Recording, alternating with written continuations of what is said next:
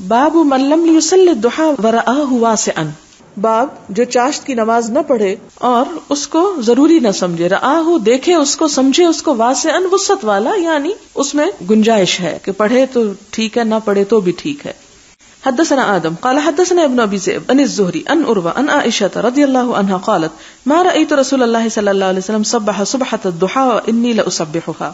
کہ میں نے آپ صلی اللہ علیہ وسلم کو یہ 2 رکعتیں پڑھتے نہیں دیکھا لیکن میں پڑھتی ہوں. لیکن اس میں ہم دیکھتے ہیں کہ اس سے حضرت عائشہ کے نہ دیکھنے سے اور حضور صلی اللہ علیہ وسلم کی حضرت عائشہ کے سامنے نہ پڑھنے سے نماز کی نفی نہیں ہوتی کہ پڑھنی نہیں چاہیے. ہم دیکھتے ہیں کہ حضرت انس، کون سی روایت ہے حضرت انس والی، جب ان کے گھر جا کے پڑھی آپ نے. پھر اسی طرح ابو ہریرہ، ابو ذر، ابو اسامہ، ابن ابی اوفا، ابو سعید، زید بن ارقم، ابن عباس، جابر اور دیگر بہت سے صحابہ، اطبان بن مالک، یہ سب اس نماز کے پڑھنے کی تائید کرتے ہیں.